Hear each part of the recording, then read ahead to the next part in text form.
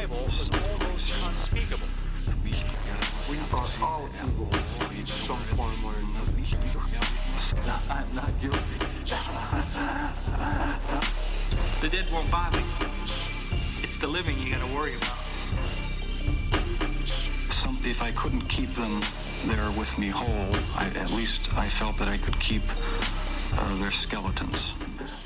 Hello and welcome to the Bad Taste Crime Podcast. I'm Vicky. I'm Rachel. We're back again. Hi, everyone. Hello. The cold winds of fall. You guys don't know this, but we took a month off. We had some extra episodes in the tank that you guys heard last month. So yeah, there was no break for you. But you were like, oh my God, we're listening to them talk. No, you weren't. We lied to you. We took note of what the universe was trying to tell us to not record last month. Yeah. Because literally I got a decently major head wound. That was after crazy. Falling in my kitchen and had to get 6 stitches, followed up by getting sick immediately afterwards. And then the week after, our IT guy, AJ, got COVID. And we were like, it's just not the right time. The universe is telling us something. Yep. So we had some extra episodes to give to you guys, which is great because you didn't miss out on anything. But honestly, the break was really nice. Yeah, it's nice to clear your head. Yeah, and we will have another one coming up. We'll talk about that in a future episode. But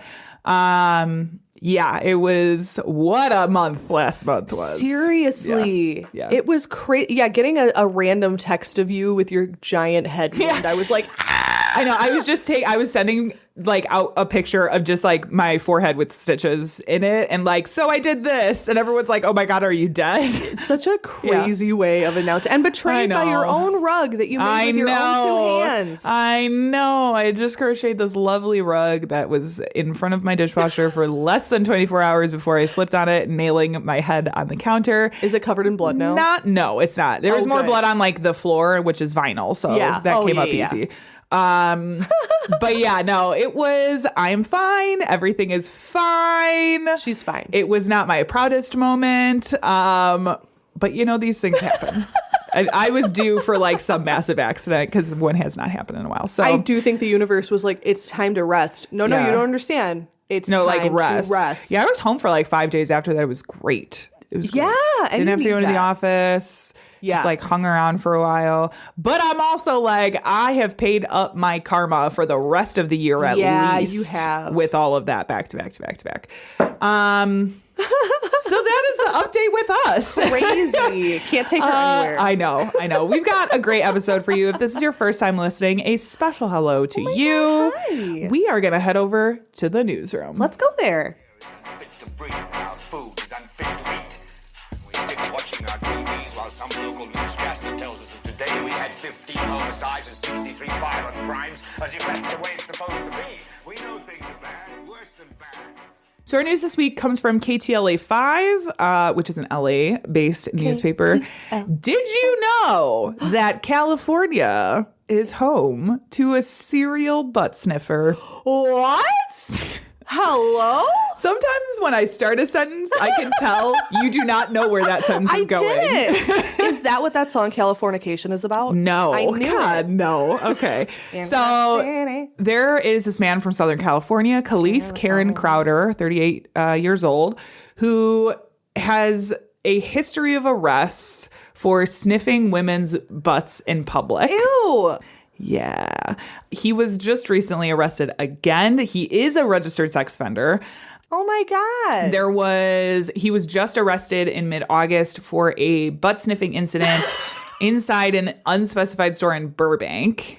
That arrest came roughly a month after he was taken into custody for a similar offense in Burbank's Empire Center shopping center. That incident happened in July. They had responded to a Nordstrom rack after they got reports of a suspicious man loitering in the women's department. And by the time they got there, he had left, but they located him and he was arrested at a Walmart later, just nearby. There is footage that was posted to TikTok of him following this woman inside, there's surveillance footage that shows him inside following this female shopper in Nordstrom rack and crouching behind her and, quote, engaging in lewd behavior by inappropriately sniffing her buttocks. Ew. According to Burbank police.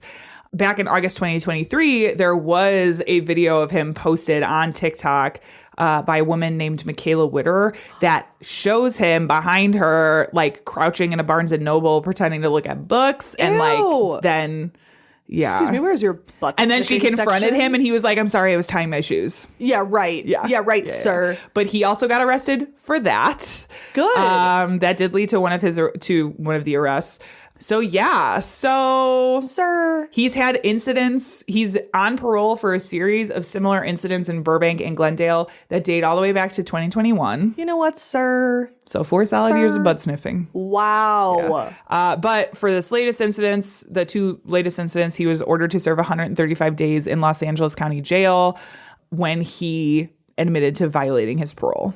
Jesus Christ. So be careful. Because men be out there trying to sniff your butt. I've never even considered that could be happening. It's very animalistic. Yeah, like, I just don't involve other people in it. Like, you can absolutely, I'm sure, find ladies who would be down for that. That's the thing. Like, not random women. If you got a thing that you're into sexually, that there is like... there is 1,000% a community for that somewhere. Absolutely. That's what's beautiful about the internet. Yeah. You could find people, and he could even be like, hey, why don't you go in Barnes and Noble and pretend I don't know you, Yeah. you know? And I'm going to lie. If I ever suspect that is happening, I'm going to rip a massive fart. Yeah, Although, I am too. He would they probably might be like into that. He'd probably bust. Yeah. Be like, yum. Oh, Be yeah. like, excuse me, do you have a paper towel? You're Sorry. like, who are you? What are you doing down I here? need it to tie my shoe. Yeah. All right. We are going to move on to Netflix and Kill, which this week is an HBO and Kill. We are talking about the yogurt shop murders. Oh, yeah. Brand new, came out in August, or very early August. It is a documentary about the 1991 Austin yogurt shop killings that talks to family members of the victims, as well as other people who were investigating the crime, a lot of the police officers and things. Oh, that's good. What a case. Oh, my God. What a case. Very yogurty. Because, are you familiar with this case at all? Okay. Have you seen the documentary? I have not, but I know about the case. Okay, so there is a lot of stuff about this that is not great. Yeah.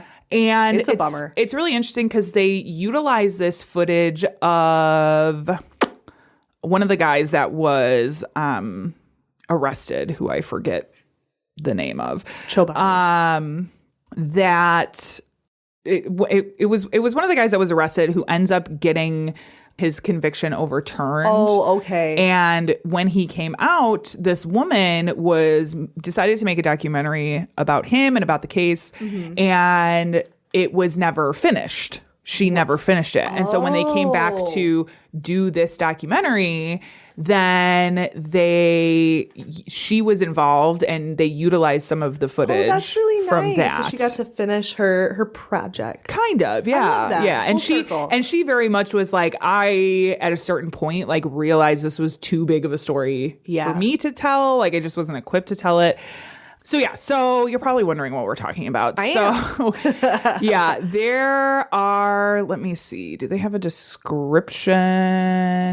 Let's see. In 1991, a yogurt shop was set on fire, essentially. And when they arrived, they discovered 4 bodies of teenage girls, 13-year-old Amy Ayers, 17-year-old Eliza Thomas, 17-year-old Jennifer Harbison, and Jennifer's 15-year-old sister, Sarah.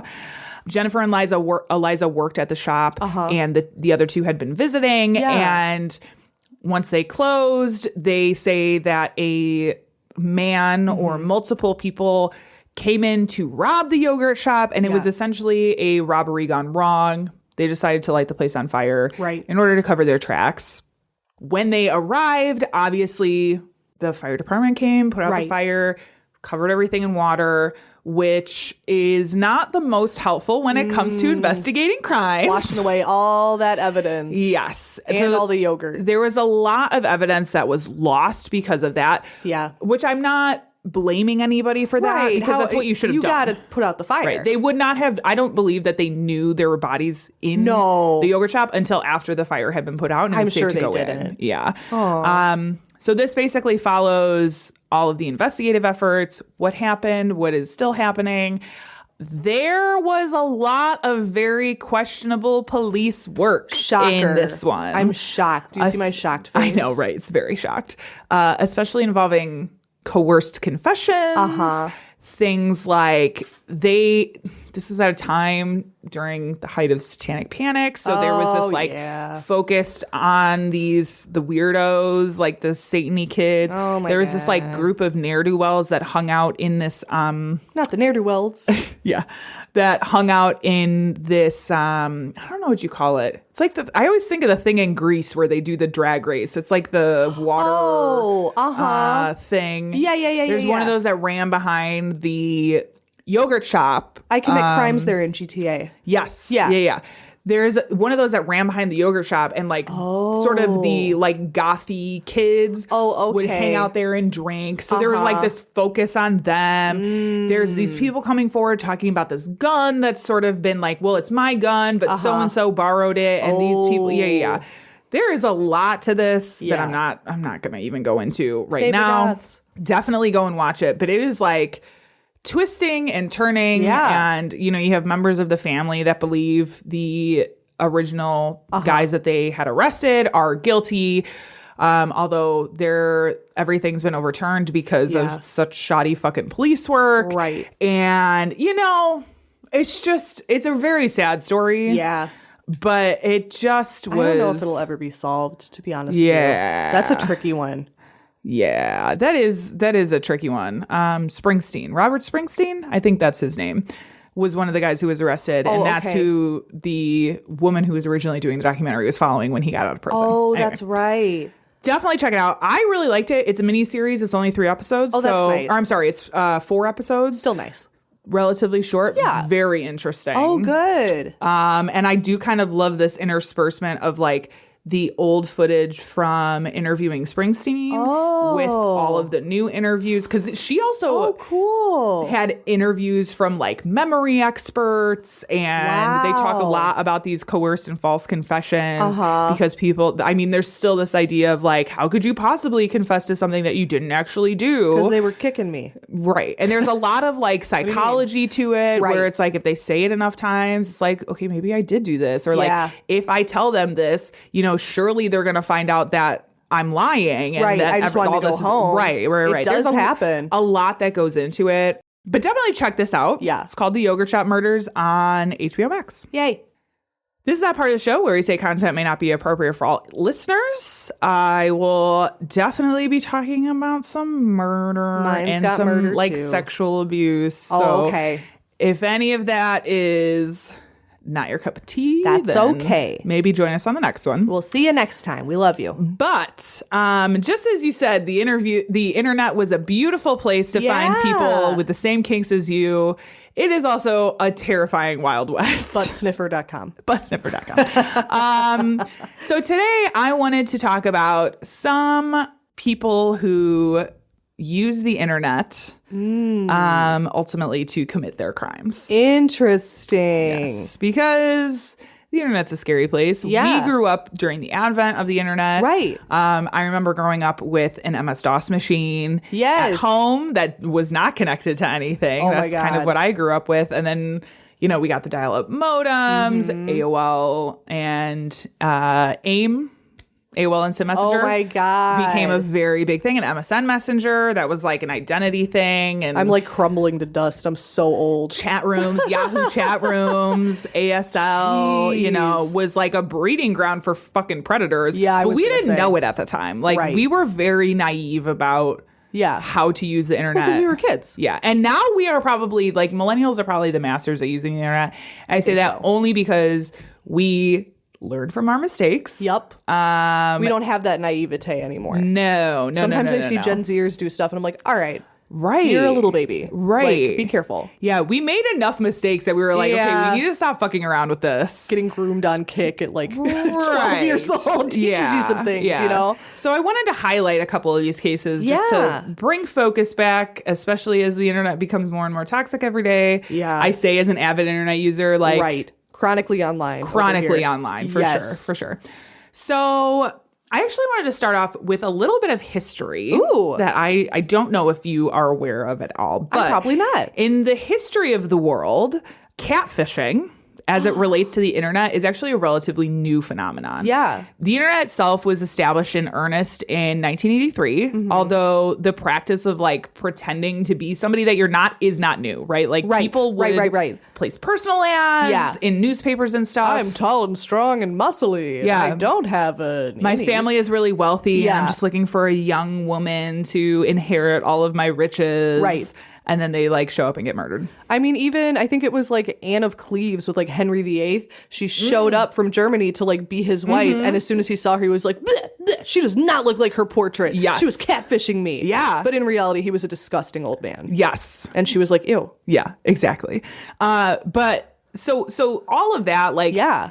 pretending to be somebody you're not for some kind of personal gain Right. is not a new phenomenon. Tale as old as time. Right. But the term catfishing Yeah. or being catfished is not, that's actually relatively new. Is it from the documentary? Do you Well, think? let's talk about that. Oh, okay. So the term catfishing or being catfished was popularized by somebody a lot of our fellow millennials will probably know. His name's Nev Schulman. Neve Schulman. Yep. My bad. I love him. Neve, a victim of catfishing himself, made a film in 2010 called Catfish, which involved his brother filming his online romantic relationship with a woman who was not who she said she was. In the film, Angela, who had been portraying herself to Neve as Megan on Facebook, Angela's husband talks about the story about live cod being shipped from Asia to North America. And because they spend so much time in the tanks, they become mushy by the time that they arrived. Oh, yeah, they And so rot. fishermen discovered that if you put a catfish in the tank with the cod, What? just one catfish in the tank with the cod, it kept them active and therefore kept the meat good. The cod No meat good. way. Yeah. And so Vince, her husband, Angela's husband, describes Angela as a catfish that keeps the lives of those around her interesting. And thus the world adopted Wow. catfishing. It I didn't know that's what that was from. Yeah, so it became the title of this documentary called Catfish, but then catfishing was kind of adopted as the term for like pretending to be something you're not. Yeah. It's like so And- mainstream now. It's like saying It I is. Googled it. It It's is. like everyone knows what that means. Right. Totally. right. And it did. So, like I said, the documentary Catfish came out in 2010. It wow. wasn't really until 2013 that like the term really took off because of the Notre Dame football player named Manti Te'o. Have you ever heard of that story? God, yes. That shit is crazy. That's wild. Yeah, and if you haven't heard, check out Netflix's Untold: The Girlfriend Who Didn't Exist. It's Yeah. about the Manti Te'o story. Yep. I don't think that we might have touched on it on the podcast, but we haven't really talked about it because officially covered there it. weren't really crimes that were committed. He Right. just fucking lied about a lot of shit. Yeah. Kind of unknowingly on some of it. That's a weird But case. like, yeah, the Manti Te'o thing was really when like catfishing, being catfish, that term sort of skyrocketed. Yeah. Now, outside of that, this is according to All About Cookies, which is a great website that I found. What? That's so cute. It's called, it teaches about like identity theft and I love online cookies. scams. It also has, well, it's talking about like internet cookies. Whatever. That's boring. Yeah, that's I like why they call it. Snickerdoodle. So it talks about identity theft and online scams, but it also has like ways to get around paywalls Ooh. and valid ad blockers It's a and things sneaky like website. that. Love very, that. very definitely check it out. I was like, oh, this is pretty cool. I We like can put this. it in our show notes. Yes, definitely. I definitely will. So, according to All About Cookies, quote, in 2022, Catfishing scams cost an average of $132.5 million per quarter. What? So 4 times a year. In the U.S., actually, Alaska has the highest number of catfish victims per capita, What? while Louisiana has the lowest. That's so interesting. Yeah. Are you curious about like the top 10? I can tell you the top 10. Yes, tell me. Okay, so the top 10 in order from 1 to 10 is Alaska, Nevada, Wyoming, Arizona, Washington, D.C., Oregon, Washington, state of Washington, New Mexico, Florida, and Utah. So, except for a couple of those places, they all seem to be pretty sparsely populated. Yeah. When you said Louisiana was the least, I'm like, well, it's so dense there. I would say it's sparsely populated, but also when you're talking about states like Arizona, Right. Florida, I would say even New Mexico, these are like places where people go to retire. So you're Old talking about an people. older population. Who might be a little less savvy on how Yes. to tell if someone is a pretendian. Yes. So That always makes me feel bad. the average catfishing scam costs victims age 70 or older over 8 times more than victims under 30. Oh, no. And this is a really interesting thing because Not me, Ma. they actually talk about people of millennial age Yeah. report, and I think this might be a reporting thing, but they report catfishing incidences at a higher rate than those 70 plus. I think it's a reporting too. But the people who are 70 plus are got for more money. More victimized. Oh, It's like more monetary yeah. Well, because they loss. have more. Millennials don't have any money. Yeah, that's true. You can't take what is not there. I have $3. Yeah. The data being it started really getting tracked in earnest around 2019 from what I could tell. And since then, there has been a 219% increase in average monetary loss. Wow. Again, I do think some of that is due to an increase in reporting. I think so too. But that is a big increase. Yeah. I also would I like to add all of this perspective to say it can literally happen to anybody. Yes. If you are not careful, Yep. if you're not taking the proper precautions. Nobody's above it. I'm so glad that I have kind of taught my parents Yeah. what to look out for, what are the sketchier things, you know what I'm saying? Because I mean, you could be a genius and still get got by Yeah. somebody online. Yeah, it happens. It happens. Also, I want to add in right at the top, if you believe you are the victim of a catfishing scam, first of all, save any evidence like screenshots and Yes. messages. Save Evidence. And if you are in the United States, you can report it to the FBI's Internet Crime Complaint Center at ic3.gov, as well as the FTC at reportfraud.ftc.gov. And you should report it because Yeah. a lot of these catfishes are catfishing multiple people. And people a lot of times feel like shame or Right. embarrassment that this happened to them. But Well, like it happens. the only way that it will get better is if you talk to people about it. Right. So that you can raise awareness, right? You Yes. should not feel shame. Like You this can't shit keep happens. it inside. Yeah. Let it out. Okay, so although we've largely been talking about the US thus far, I am going to switch gears and I want to go to Australia and good day, talk about Carly Ryan. Okay. So Hi, Carly. Carly was living in Stirling, South Australia with her mother, Sonia, and the two have been described as sharing a very close and strong bond. Aw.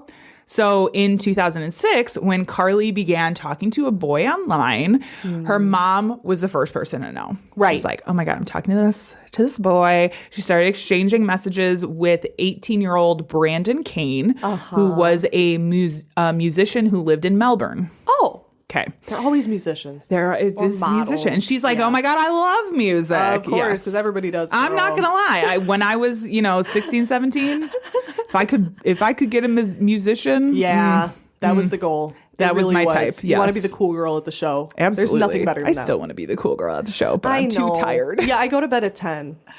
Yeah. So Sonia Too late for did us. see some of the messages during this time, but she did not see anything that she would Right. think was alarming. It just Yeah. was like messages between teenagers. Cute little puppy love. Exactly. Eventually, Carly and Brandon transitioned into more of a romantic relationship and continued to exchange messages online and speak on the phone. Okay. So I started Okay. talking on And the you're phone. talking on the phone. Yes. This That's relationship went on for 18 months. Wow. And of course, Brandon was not exactly who he said he was. What? Shocker. What? In fact, 18-year-old Brandon Kane was a 50-year-old man named Gary Francis Newman. Ew. Triple name. Ew. Just saying. Ew. Yeah. In January 2007, Newman traveled to Adelaide under the guise of being Brandon's stepfather. Oh. A guy named Shane. He showed up. He was like, I'm Shane. I'm Brandon's stepfather. Shows up to Carly's 15th birthday party saying that he was dropping off some gifts from Brandon. Oh my God. He couldn't come, but I know can. He loves her very much, so I'm bringing these gifts. You know what the gifts Stop were? it. Take a stab. What were the gifts? No. They were lingerie I was just about to say it's and not a gonna be anything. nurse's outfit. No.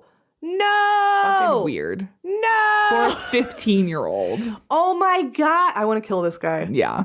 Which, I'm sorry, even if Brandon was real, Yeah. What are you getting lingerie for your an 18-year-old getting a No. 15-year-old lingerie and also having your stepdad deliver said lingerie is like fucking weird. I'm not even trying to be funny. That's fishy. It is. It's so, it's just Fishy. uncomfortable. It's catfishy. It's weird. Yeah. It's so weird. Yeah. So- Ugh, I have the chills. Sonia, having now met Shane, Yeah. decides she also at the time thought he was Brandon's stepdad. Yeah. Seems like a nice guy, like came all this way. She allowed him to go to the party and stay the night. No. However, the following morning, he was asked to leave immediately because his behavior became really fucking weird.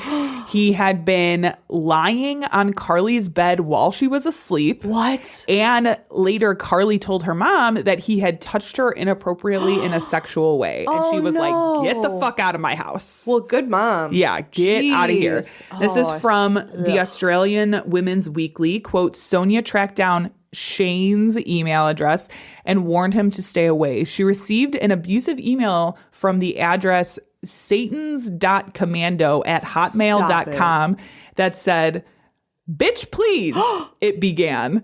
That email was so full of lies and hearsay, and I am disgusted that someone of a reasonable intelligence could believe such crap to be true.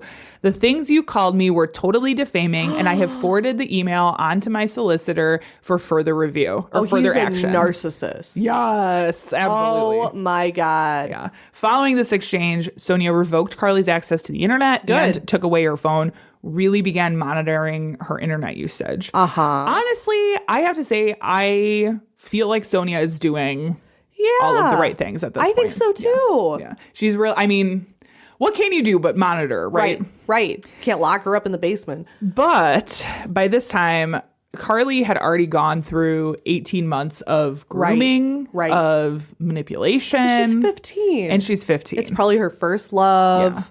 Yeah. And so when Brandon finally asked her to meet up for the first time, she was like, hell yeah, I will jump at the chance to go. Carly. On February 19th, 2007, Carly had told her mom she was heading to a friend's house for a sleepover and left the house. Been there. When she did not return the following morning, police were notified of her disappearance. Oh. Unfortunately, at the same time, Carly's body was discovered in the water of a beach near Port Elliot in South Australia. Oh, poor baby. An autopsy revealed the cause of death to be drowning associated with craniofacial trauma. There were 19 total injuries, with 6 to 8 being blows to the head. Oh, no. Further testing found cannabinoids in Carly's blood, which points to the consumption of marijuana, and beach sand in her esophagus. Police were able to get their hands on security footage. Oh, good. That showed Carly along with 2 other men in the area of Port Elliot on February 19th. And witnesses reported last seeing her around 9:30 p.m. on the beach. Oh. Yeah. This poor little girl. I know. Oh, I feel so I bad. know. This, along with additional evidence of a vehicle, led investigators to Newman's home, which was raided 11 days after Carly's murder. So they were on it pretty quick. I know 11 days sounds like a long time, and it is a long time, but like you have to it is gather kinda right evidence away, for right. subpoena and all this other stuff. You need warrants and shit. Yeah. Yeah. But I love the like, wait, what about the old guy who sent her lingerie? What about we check out that guy? Yeah. Yeah, good idea. Yeah. And Get I'm in the sure car. once she disappeared, Sonia was Yeah. probably like, by the way, this weird ass person showed This up is, and gave my daughter relevant, but- lingerie. Yeah. Oh my God. Yeah. That's disgusting. I know. So they raid his home. When Newman's home was raided, police found he was still using the persona of Brandon to exchange messages with another girl in Perth. They're always doing it to more than one person. A search of the house would also reveal a notebook in which Newman kept track of upwards of 200 other personas, including names, ages, and passwords to like What? accounts and all that stuff. Yeah. 200?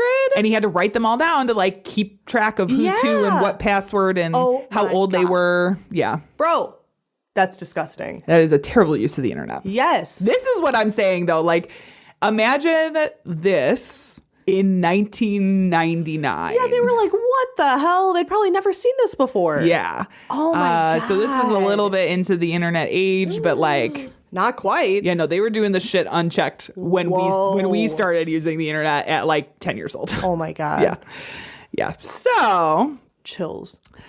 Newman, as well as his son, who I believe it was his adopted son, Okay. was home at the time. Twinsies. Both were arrested and charged with murder. This is from the ABC. During the trial, quote, the prosecution argued that after Miss Ryan fell in love with a cyberspace alter ego created by the father and son to seduce her, Miss Ryan rejected the father. The man's eldest son told the court during the trial the father had bragged about killing Miss Ryan after vowing to get her following her rejection of him, end quote. They were working together? Well, hold on. What? The trial lasted a total of 12 weeks, and after 10 hours of deliberation, Newman was found guilty of murder, and his son was actually cleared of all charges. Oh. They talk about how he was not really involved. He was like pressured to go Right. with Newman, I think, Okay. and he had witnessed the murder. Yeah. But he did not actually like Yeah. carry he's out. young as well. Yeah. When you said son, I will be real. The first thing I thought was he's who she was talking to on the phone. But if they cleared him of all Yeah. charges, then no. Yeah. And he's got like he's got an older son and a younger adopted son. Okay. The younger adopted son is the one who was arrested. The Got older it. son came in and said, yeah, my dad was like bragging about Come get my gross killing ass Carly. dad. Yeah. So in January Ew. 2010, Newman was sentenced to life in prison with a 29-year non-parole period. Wow. As I said, although he had been a witness, Newman's youngest son was cleared of all charges and, due to his minor status at the time of the murder, has had his identity suppressed. They do be doing that in Australia. They are very, Australia and the UK are like Yes. very good about that. Yeah. Which I've always appreciated. We do that Americans here, not but I do feel that like as well. we do it, But not well. but not well. Not Yeah. consistently. Not well at all. Following the trial and conviction, Carly's mom, Sonia, began her crusade to honor Carly's memory and protect others from the same catfishing schemes by setting up the Carly Ryan Foundation in 2010. wow. And I had to add on a little bit of a positive. Yeah. So this is from the CRF website, which I'll put the Carly Ryan Foundation's Yeah. website in the show notes as well. Oh my God. So this is from their website. Quote, Sonia's aim is to create awareness and educate children and parents using the internet, find gaps in child protection legislation, draft and recommend additions to policy, and equip law enforcement to arrest child predators sooner, enabling courts to successfully prosecute offenders, end quote. Wow. Which is exactly what she did. Yeah. She did this shit. So in 2013, amazing. the CRF organization began lobbying for legal changes aimed at protecting minors online. These efforts actually branched out from Australia to New Zealand and even into the United States. Oh, wow. Notably, Sonia Ryan received the South Australian of the Year award in 2013 for all of her efforts. Oh my gosh. Now, Sonia was definitely not alone in her efforts and was joined in the sort of like legal change aspect by Senator Nick Xenophon. Oh, wow. Who submitted a bill titled Criminal Code Amendment Protecting Minors Online, Bill 2017. This was submitted to Australia's parliament. The aim of the bill was, quote, to introduce an offense to criminalize acts done using a carriage service to prepare or plan to cause harm to, procure, or engage in sexual activity with a person under the age of 16. This expressly includes a person misrepresenting their age online as part of a plan to cause harm to another person under 16 years of age, end quote. So essentially what it does is it makes it so law enforcement is able to intervene before like a physical act takes place. Good. Yeah. Because that's always so frustrating. Yeah. Like being like, you can't do anything yet. And it's like, well. Yeah. Well, they're just, so it's like, the idea is like, okay, they're just talking to your kid online, which is like, it's not great. And they're lying about their age, which is obviously not great. Right. But until that interaction comes Escalates. into real life, escalates to an actual physical illegal act, there's nothing that we can do. That's crazy. So this essentially took that out of the equation. Good. Made it so they could intervene before that physical act takes place and carries a tough 10-year sentence if convicted. Good. The bill, which eventually became known as Carly's Law, was passed and went into effect on June 23rd, 2017. Wow. So it's currently in effect in Australia. Yeah. Just under a month later, Carly's Law would be used for the first time under a month before they were like, wow, we already got one. Oh, wow. Yeah. It was used for the first time in the prosecution of a 35-year-old convicted sex offender. Oh, God. This is again from Women's Weekly. The man was allegedly, quote, pretending to be a young woman online in order to groom children. The Adelaide man is facing a total of 14 charges, including sharing child pornography and grooming children online. Ew. So it was like, which is wild to me that it was literally less than a month that they were like, wow, we already have to use this in prosecution. Needed. Yeah.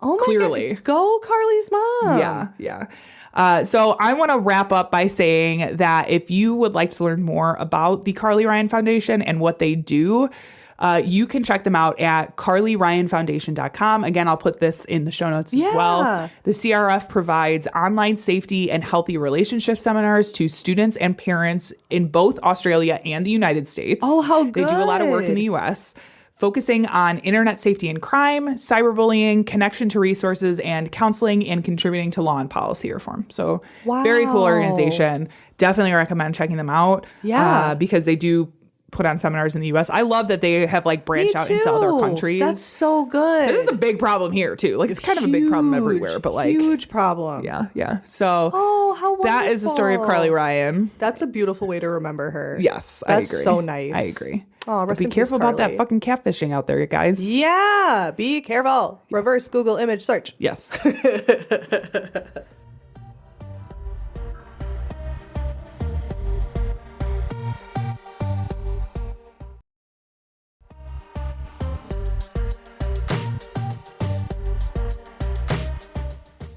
Murders involving the internet. I will always find it weird, and I know that the other millennials in our audience will agree. Hi, millennial listeners. Hopefully you're all doing good and not drowning in existential fear. I mean, when are we not? Remember to take your meds, and also why not add a multivitamin, because God knows man cannot live on Dr. Pepper and vape juice alone. I literally was like, maybe because every time I go to the doctor, they're like, okay, you need to start taking B12. Okay, I you need know, to start and it's taking like, vitamin ugh. D. And I'm like, at what point do I just start taking multivitamin, combine all this bullshit into one? I think we're here, girl. I know. I need to. I need to do some research and talk to my doctor friends because this is bullshit. We were on vacation recently, and we were talking to somebody who's like very like beautiful and successful, and she was like, have you guys tried this herb and this supplement? And she's like beautiful and has glowing skin. And so it was like, I really should. Yeah. I'm Yeah. like sitting like a goblin on the couch. I know. Like, I can't know. breathe, can't sleep. She also has good genetics, though. to She's be hot. fair, yeah. But have you met Joan? Have you met her mom? Yeah. Oh, yeah, also hot. I'm like, she's got good genetics going for Very her. This good lucky genetics. bitch. She's Yeah. the best. I love her, but so God damn nice. it. Yeah, I was so mad. She has abs. You could grate cheese on her abs. I know she stood up out of the hot tub, and Oh I my was like, God. Jesus Christ. This is so how I am. I Yeah. had not met this girl, and after 5 minutes, I literally looked over at her and I said, I am looking disrespectfully because you are fucking so hot. pretty, yeah. She's so hot. She is. And she's like she just has So a good nice and personality. Yeah. sweet. She was like, the fuck you. You've got both sweetest. looks and personality. God damn it. This is the Carol podcast. Yeah. Love We're her, in though. love with Love her, our though. friend Yes. sister. There's got to be a song about that or something. I'm sure. But our generation has had, it's sort of what you touched on earlier.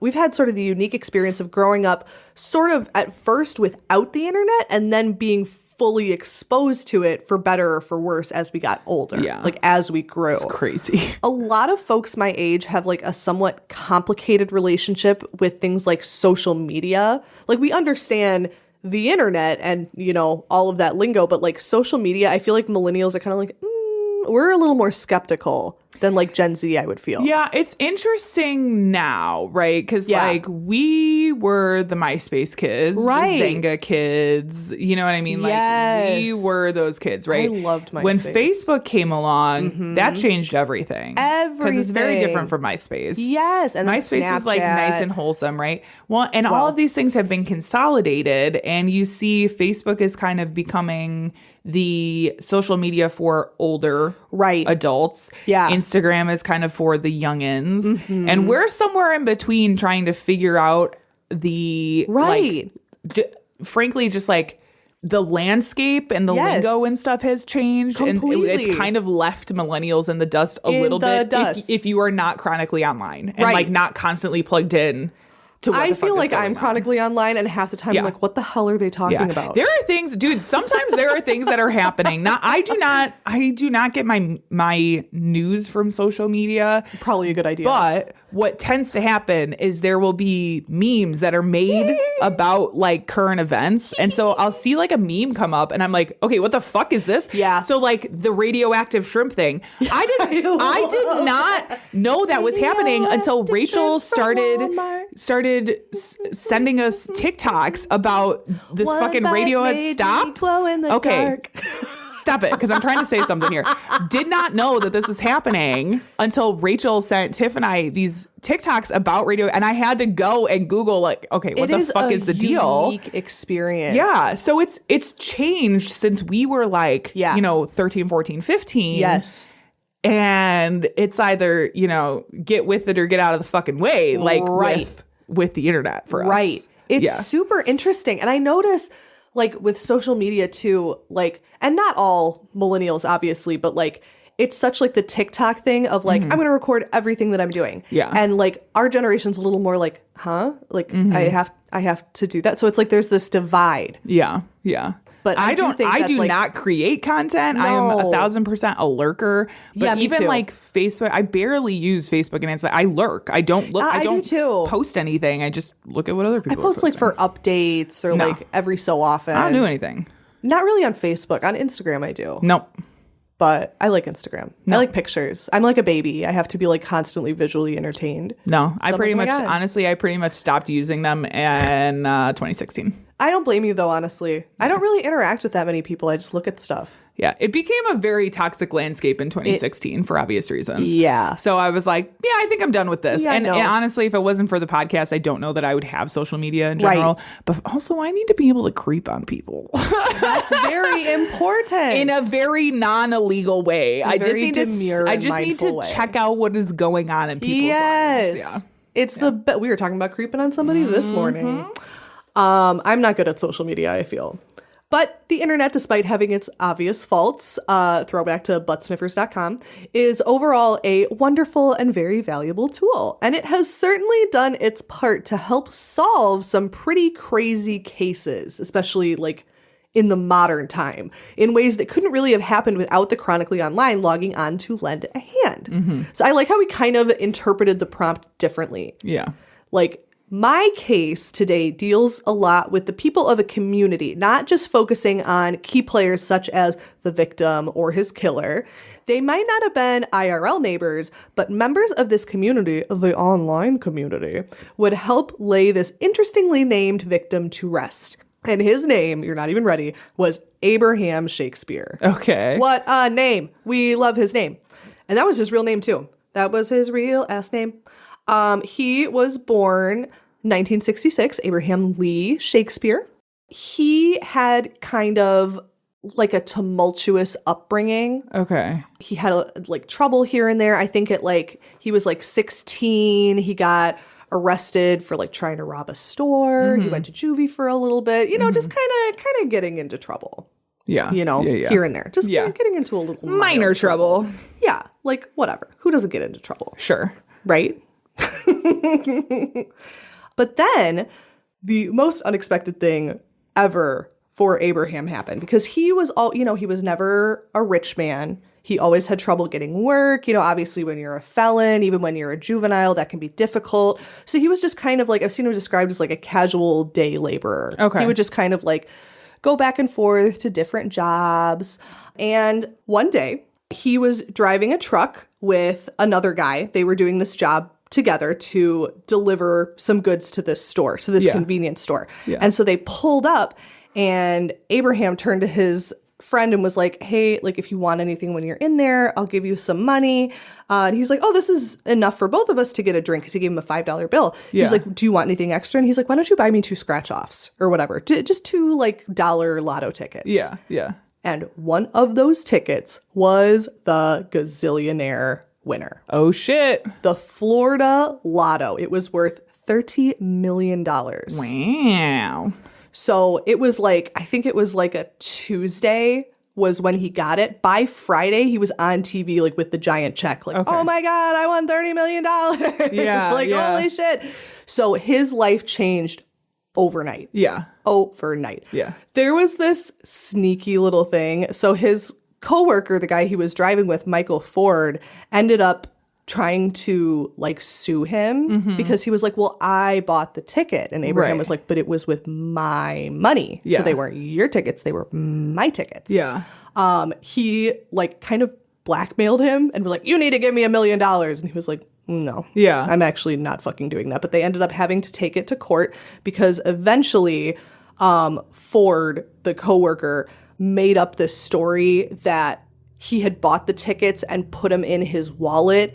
And then Abraham had taken them out of his wallet. Really? So it's like kind of like, but it was he had no proof. No. And I'm pretty sure I am not positive, but I'm pretty sure when it comes to lottery tickets, it is all about possession. Yes. Unless you have a written contract. Because there are like lotto pools, right? But that is like an agreement between everybody in the pool. And that's typically documented. Yeah. But when it comes to turning in a lotto ticket, it doesn't matter who bought it or whatever. Like if you have possession of it, right? That's why I'm always like, if I won like a large amount, literally the first thing I would do is take that lottery ticket and put it in the safety deposit box. Smart. It would go directly into the bank before I even reported it to. That's really the Lotto smart. Commission. Yeah. I would call and then I would call my financial advisor. Those would be the 2 first things that I would do. I'd probably call you and be like, we're going to Spirit Halloween, bitch. Yeah, no. If I won that kind of money, I'm not spending it at Spirit Halloween. Let's be real. I'm spending some of it at Spirit Halloween. No, there's much. I'm sorry.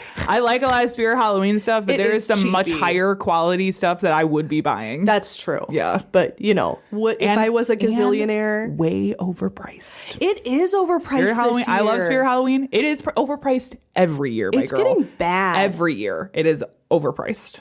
That's true. That is very true. I spend my money there. Like there are things that I spend my money on at Spirit. Loyal customers. Yeah, it is overpriced. It is it's gotten really bad. Mm-hmm. But I mean, if I had done what Abraham Shakespeare had done, and so you can get the lottery money in a couple different ways, right? Mm-hmm. They'll give you like a certain amount every month for a certain amount of years, right? Or they'll give you a lump sum, and there's benefits to both. Yeah, Abraham Shakespeare picked the lump sum, which is I think honestly what I would do. Yeah, I think that is actually the better option. I think so too, because it has to do with the amount of taxes that they've taken out, and I think in the long run, you get less taxes taken out of the lump Yeah. sum than you do by annual payments. That's what I think read. That's what it is. Yep. Yeah. It's better to take the lump sum. Now, out of the $30 million, he only got $17 million. That's still only. That's yeah, still I know. a That's what I fucking was going to lot. say. For my poor That's ass, still a there's fucking no lot. only I can do there. some damage with $17 million. Yes. So he had lived in the sort of working class, sort of like semi down on its luck at the time, community of Lakeland, Florida. So he lived in like I think he had like an apartment. He ended up moving into a fancy schmancy gated community and purchased a very nice home for $1 million. Okay. So what's crazy is as people were like kind of keeping an eye on him, like, oh my God, what kind of things is he purchasing? The only other things that he purchased were a Rolex watch and a Nissan Altima. Okay. That's it. Well, Like a those were his big Nissan, not purchases. the Yeah, I know. Nissan. Liam Neeson's niece. So he's in this gated community. He's living fancy, but he hadn't gone too far from his community of Lakeland, and he was still involved with like his family. He was a big community guy. And Abraham had the unfortunate predicament of being born with a big, generous heart. So everybody was crawling out of the fucking woodwork, saying things like, my grandma died. My house is about to be foreclosed. I need shoes for my kids, which all valid. You know, we're all struggling out here. Capitalism's a bitch. But he would give people thousands and thousands of dollars for nothing and expect nothing in return. He was too generous. Way too generous. Yeah. There's a direct quote from his brother, because it was people in the community, but it was his family members too, you know, random cousins that's like, oh, you know, I remember you when you were a baby. Anyway, can I have a Nissan Altima? Right. I met you that one time at the corner store. Right. Like, yeah. And I mentioned that I needed a brand new Nissan Altima. Yeah. With red leather seats. He told his brother in the midst of this, he said, I'd have been better off broke. He was like completely regretting his Honestly, win. most people who win the lottery Regret it. Better off need broke. to get an accountant. Yes, I feel like these people are just like, whatever. I don't know how to manage money. I'm getting an accountant. So he was just giving his shit away. He felt used by people. He was having a really hard time distinguishing between like who really cared about him and who cared about him for his money. And it was said that during this time he entered like a period of deep depression. So then he met a very interesting person. Very, very interesting. Not as interestingly named. I mean, her name is Doris, which is like kind of weird. Yeah. But like it's not as weird as Abraham Shakespeare. Yeah. So she came to him, and what she said initially is kind of not clear, like how she convinced him to be her friend. And then it was like, well, we're not just friends, we're business partners. She's like, oh my gosh, I feel so bad that you're having so much money trouble. She's like, don't even worry. I will take care of that for you. Me, your friend, Dee Dee.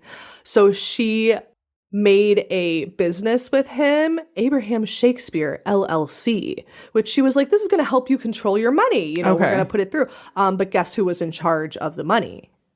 Dee Dee. Her. Yeah. She was, Yeah. of course. Yeah.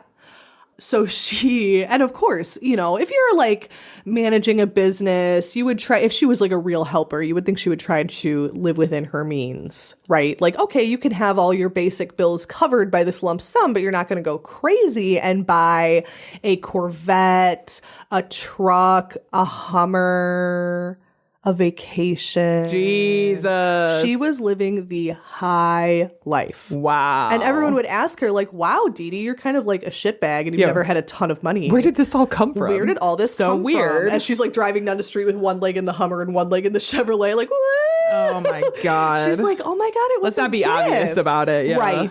She's like, it was just a gift. We're just like such good friends. We're just like gosh. besties. Right. So on November 9th, 2009, all of a sudden, Abraham Shakespeare's family was like, we have not heard from him in a while. That's kind of unusual, especially because he'd been going through all of these problems with money. He would call and try to like, you know, have them lend an ear. It seemed like he was very lonely. Yeah. You know? Yeah. So they were like, uh-oh, he's sad. I can't hear from him. We better go. Right. So this was in November. His family said they hadn't heard from him since April. That was the last time they'd physically seen him. I always thought that was kind of weird. Yeah. I understand, like, he's a grown man. Yeah. You know, he's got all this money. You know, he's probably going on vacation. But I'm like, that's a long time. That's a long time. Yeah. So it was said that they had hoped, like, when police were like, hey, why didn't you say something? They were like, he's been so sad. We just hoped that he was, like, sowing his wild oats, like taking a beautiful beach vacation, drinking out of a pineapple made of gold. You know? Right. That's what you hope for. Yeah. So they were like, okay, let's try to figure out where he is. So they were able to look into his money, find out he hadn't had any activity that could be directly linked to him, which again was kind of difficult because of this lady using all of his money. But they're like, okay, he didn't buy all of his shit. Right. She did. Right. So they were like, let's actually go to her house.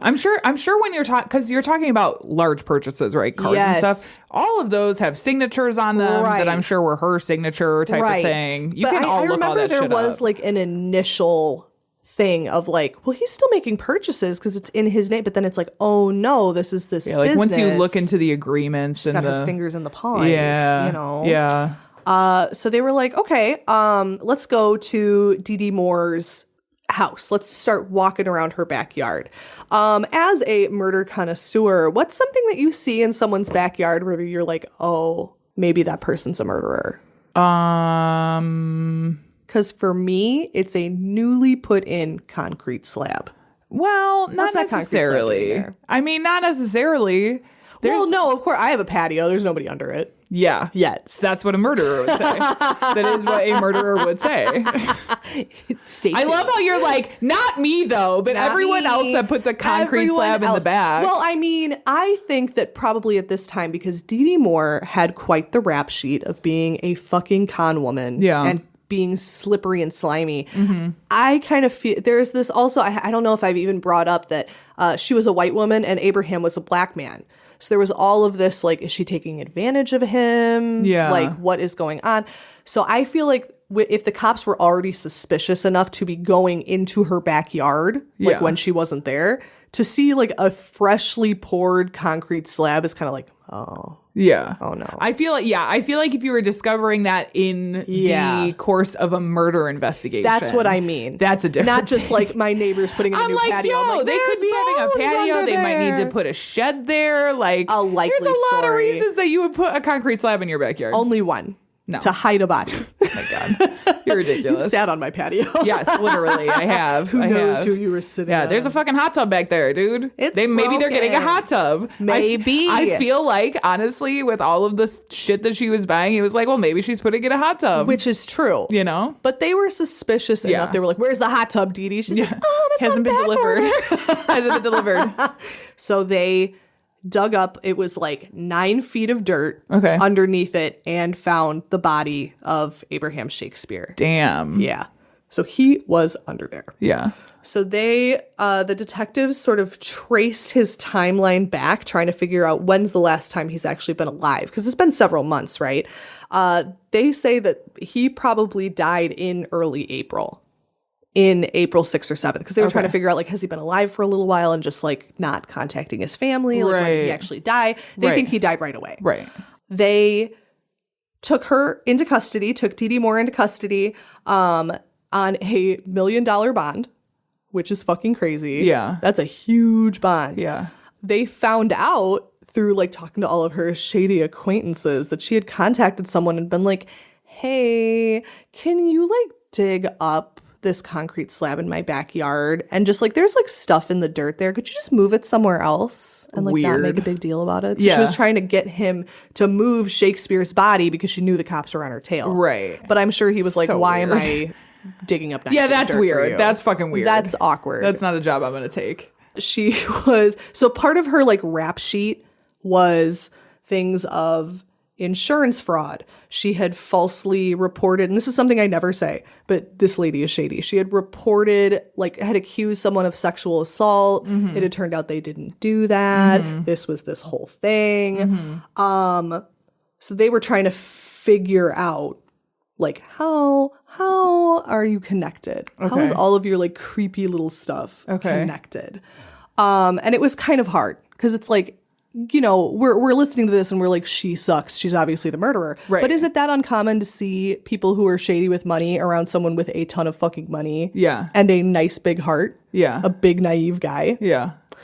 So luckily, this was before, so he was missing, right? Have you ever been to the online forum called Web Sleuths? Of course. Of course you have. I'm sure we've I was done wondering where research. the internet was going to come into this. I'm getting to it. I'm getting there. So when the news broke that like he was missing, they were thinking foul play, it gained a lot of attention online because he's this big lottery winner, right? Yeah. So on Web Sleuths, there was this whole community being like, where is this dude? Yeah. Let's find him. If he's Yeah. on vacation, we're going to find him.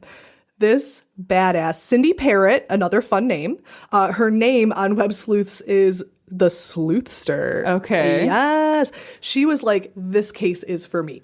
So she made like a whole forum about it, had users sort of under her who she was sending for them to look at like property records, news articles, and someone in the forum was like, he said, Sleuthster, man, she's like a dog with a bone. There was no stopping her. Nice. She was just like, when other people were tired, she was like, we're going to Yeah. find this fucking guy. Yeah. This is my full-time job. Parrott had said, at first, I thought maybe he did just go off and was on some tropical island drinking a margarita. But then as I delved into it, I discovered that he had a small child and was close to his mother. He didn't seem like a man who would just take off. Right. Which is right. very fair. Yeah. Yeah. So eventually the Web Sleuths were able to connect the story to his business partner because they were looking up all of this like business. Mm-hmm. They were like, this is a shady ass bitch. Like she's been acting as his business partner, but she doesn't have business experience. It's like super awkward. Yeah. And then there's this other thing. So as the Web Sleuths were like, let's look into Dee Dee. She has this company called American Medical Professionals. Is she a medical professional? No. I No. mean, She's not. you don't have to be to call your company that. Well, I know, but it's a little disingenuous, don't you think? Well, yeah, but what company is Well, that's true. regular That's very fair. genuous right now? Yeah, there's a lack of genuineness that is going on. What is the word? Genuine. Genuineness. Genuine is the word that I'm looking for. Like, what is the opposite of disingenuous? Ingenuous? Genuine. Well, disingenuous is a thing. I know, but I'm saying genuine is the. Yeah. Yeah. Anyway, let's This keep is going. a vocabulary Let's keep going. podcast. So they were trying, the Web Sleuths were like, let's see if Abraham Shakespeare sold his home and like maybe bought a home somewhere else, like in another country or something. Then they were like, American Medical Professionals owns his home. Mm-hmm. Well, who owns that? Oh, Dee Dee Moore. Oh, hey, what's up, bitch? Yeah. And then they went on her social media, which, quick bit of advice, if you murder somebody, don't post shit on social media, you stupid bitch. She was posting pictures inside the home. Like, this is my Jesus. house. Woo! Wow. I'm Well, living she the probably thought she would high never life. get caught. Well, right, but it's like, I'm sure. why she wouldn't thought you she'd sell never that get house caught. and buy a different one? Like, it's just dumb. Yeah, but she couldn't sell it, I'm sure, because her name was probably not on the original mortgage. Oh, that's fair. Haven't these people ever heard of money laundering? Whatever. So they started really focusing, the Web Sleuths community started really focusing on it. And this got the attention, because it was such an active forum, this got the attention of a former Polk County detective, David Clark. So he's like, I'm a detective. Let's see what's going on. Logs onto the internet, and he's like, oh my God, these people have already done all of my work for me. He said, quote, I get on the internet and I come across this Web Sleuths forum. You have 10 or 15 people finding property purchase agreements, financial records. I questioned, how are they able to get this information? I need a subpoena to get it, but they've got it. Yeah. Because they're good online. Right. Because they're sneaky. Right. So luckily, instead of being like, you crazy kids, he acknowledged them and took their evidence and was able to move the case forward. Yeah.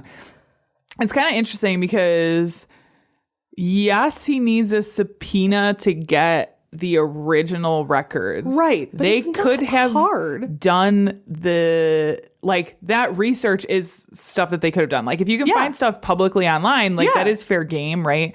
But like you would have to get the original records from the company in order to present them in court. But what that did is it narrows down what they need to be asking for, what they need to be looking Like for. a lot of the like red tape that they always have to jump through. It's kind of like this kind of took care of it. Well, in a way. In a way. It eliminated the sort of fishing for records, right? Yeah. To be like, hey, we need these, where you can go to wherever and be like, we City need records Hall or from whatever. this specific time period or this specific transaction or whatever it happens to be. Right. Yeah. So let's go back to Miss Dee Dee Moore. So she's living in this house, living it up, drinking champagne, drinking with diamonds.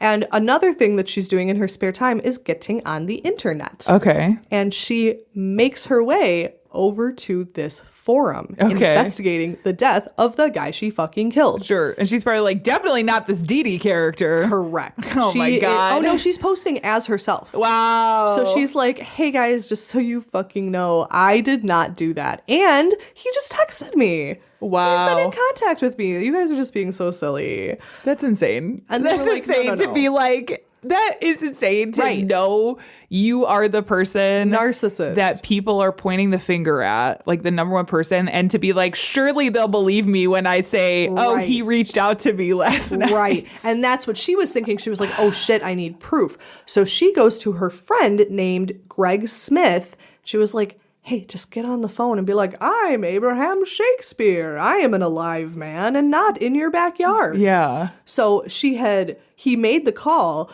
Police were very easily able to be like, that's obviously not fucking him, and tracked him down. And he agreed to flip it on Moore, probably for like, they're like, we're going to take you to jail. And he was like, what if I snitched? Yeah, because like, that's a good plan. Because if she got charged, that'd be like aiding and abetting. Like, right. Yeah. Right. Yeah. So through him and through so silly. Right. Isn't she an idiot? Through him and through the web sleuths, that is how they were able to go to her backyard and find him in the dirt. Okay. Under the concrete slab. Okay. That she had bought with his money. Right. Which is the saddest fucking thing in the world. Right.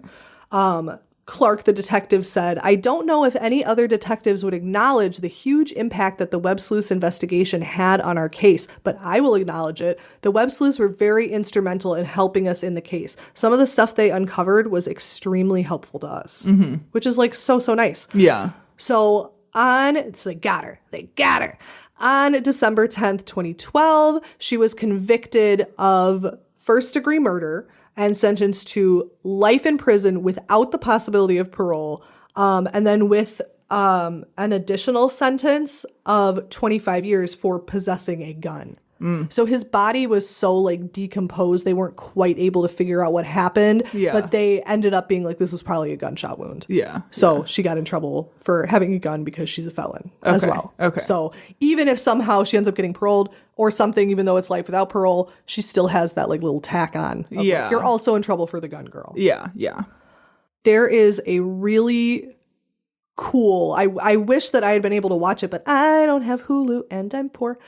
There is a Hulu series called Web of Death. Okay. Have you ever seen that? That's the first episode. It's like one of those like anthology series. Okay. That's the first episode that like focuses on it. Okay. So it's been on like a couple. So it's just like a different... single episode. Right. Okay. Right. Okay. So that's new. And then in 2024, his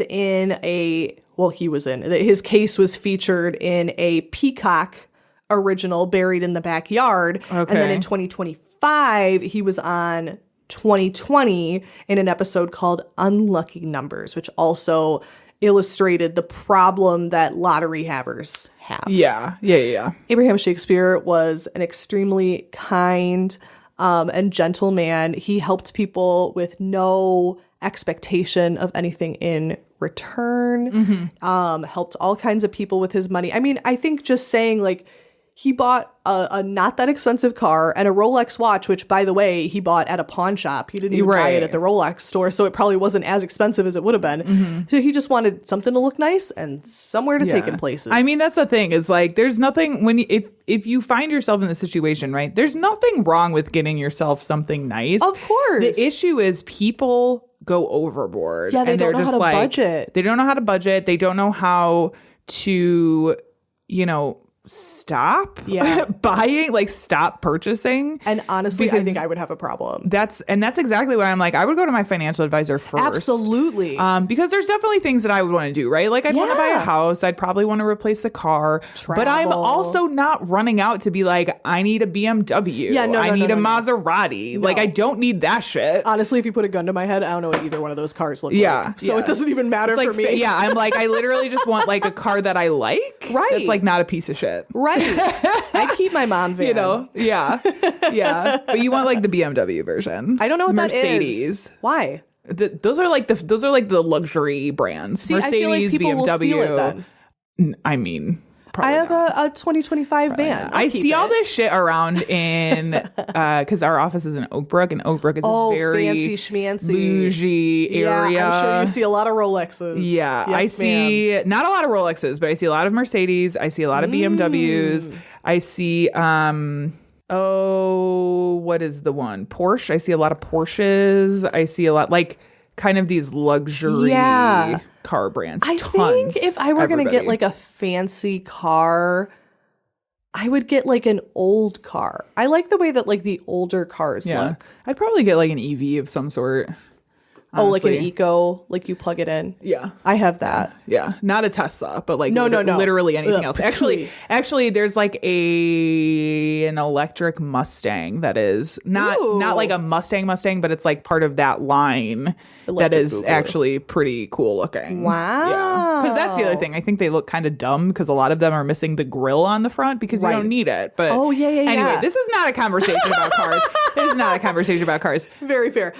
So we remember Abraham Shakespeare as a very nice man who got taken advantage of by Dee Dee Moore. Luckily, I don't think there's any way that she will ever get out of prison. So she's going to spend the rest of her natural life haggling over cinnamon buns Good. and shower combs. And Good. that's how it should be. Good. Rest in peace, Abraham Shakespeare. R.I.P. Yes. Yeah. Well, that was great. That was a great story. Oh, thanks. Before you decide to do whatever somebody is telling you online, Yeah. why don't you check out this podcast? Do it. We're the Vocal Fries. I'm Carrie. And I'm Megan. And we have a podcast about linguistic discrimination. We talk about language, not being a jerk, not judging people for the way that they speak, and we try to have a good time. We talk about things like vocal fry, swearing, Southern American English, and prescriptive grammar. You can find us on iTunes or your favorite podcast app. All right. That has been a great show. This is our episode for the week. That's it. I hope you guys liked That's it. Do you have any final thoughts before we close out? You know, I think this should have made me not want to win the lottery, but I want to win the lot. I would like some money, please.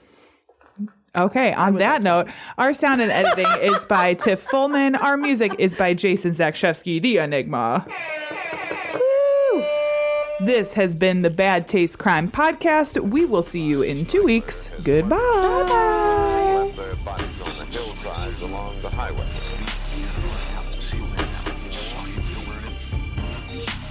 It was as if a wave of evil washed over this town. We are all evil in some form or